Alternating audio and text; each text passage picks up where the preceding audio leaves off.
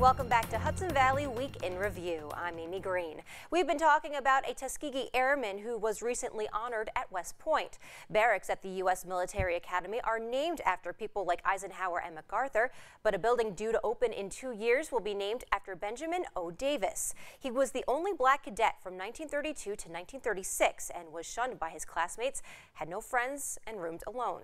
Our senior political producer Karen McBride visited West Point and has more with Colonel Ty Julie. And General Davis died in July of 2002.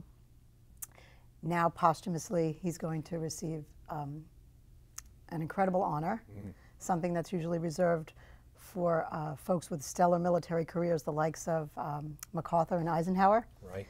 Now, I'm sure no one would argue that General Davis had a very impressive career, but might this honor be a little more related to his time here and sort of righting a wrong from the past? No, I'll tell you why I say that. Our mission is to create leaders of character that embody the notion of duty, honor, country, so that they will serve their nation in uniform in the U.S. Army. And so we're here to develop leaders of character. That's what we do. And we couldn't think of anybody that had more character, that exemplified our notion of duty, honor, country than Benjamin O. Davis. And if you think of his duty, what he did as a combat leader, as a general in the Air Force, he led everyone in that. The honor that he had, the character that he had, it really is exemplified in how he was able to overcome racism and make both the Army, the Air Force, and American society a fundamentally fairer place. And he did this for his country at a time when his country treated him and everyone who looked like him as unequal. So we think that both his combat record, his character, and his exemplification of duty, honor, country means he was the best candidate, period.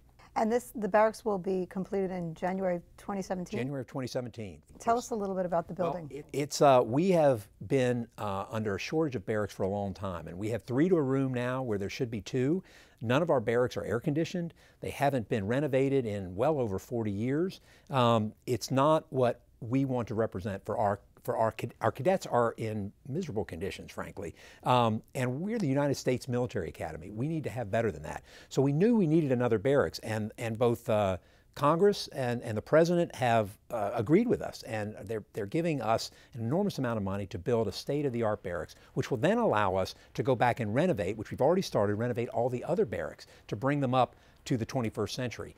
So it's an incredibly important thing for us to make sure that we have adequate housing for our cadets, that they are able to study in the right conditions with the right IT infrastructure and with some decent heating and air conditioning to help them study. So it's very important, and it's the first barracks we built since 1971. Colonel, tell us a little bit more about the memorial room. Well, West Point was founded in 1802, and we've been fighting in every war since the War of 1812. So the memorial room has the names of each graduate who died in war starting in the War of 1812.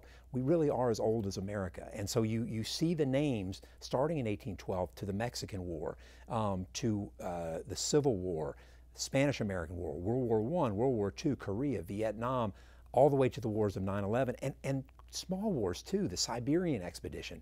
It really is a history of America on the one hand, and on the other, it allows us to understand the sacrifice that West Point graduates have made throughout that period of time. And so if you see the over 600 names from World War II, you really get an idea of how America went to war and how West Point helped lead that effort. So there are famous names on there, as well as names that I know, that I've served with or that I taught. And so when we go in there, the memorial room is, in a way, the spiritual home of West Point. There's our mission. Our mission is to protect and defend the Constitution of the United States against all enemies, foreign and domestic.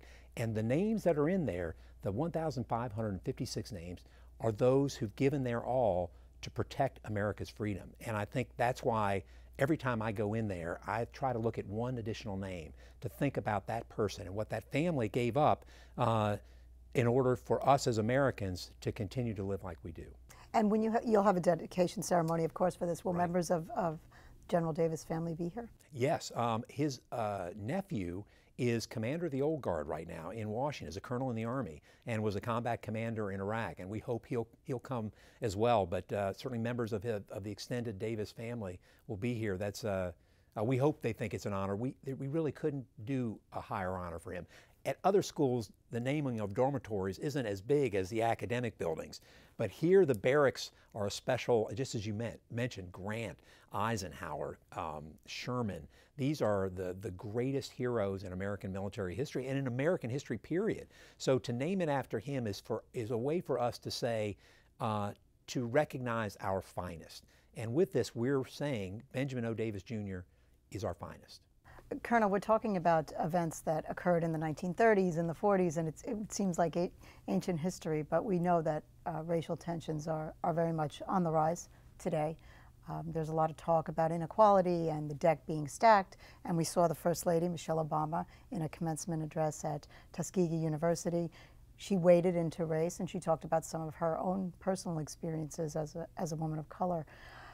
Given the dedication that we're having for General Davis and honoring him, is there a lesson or a message that we could take away from his experiences, sort of relate to what's happening today? One of the priorities for our superintendent is diversity, that we want, the U.S. Army has to represent our client, and our client's the American people. We know that our officer corps needs to look like the American people. And we are a great country because of our immigration, because we are a diverse country. We know it. It's a strength of our country, always has been. And we want to do the same thing. So we're increasing the number of African Americans from 8% in 2013, now over 14% for the incoming class that came in this fall. And we're going to go even higher for 2015, and still bringing great talent in that are going to be amazing Army officers. And we're doing the same for women as well. And we know that the Army has always led the way in this. And in 1948, when they integrated the armed services, the Army had terrible problems with this.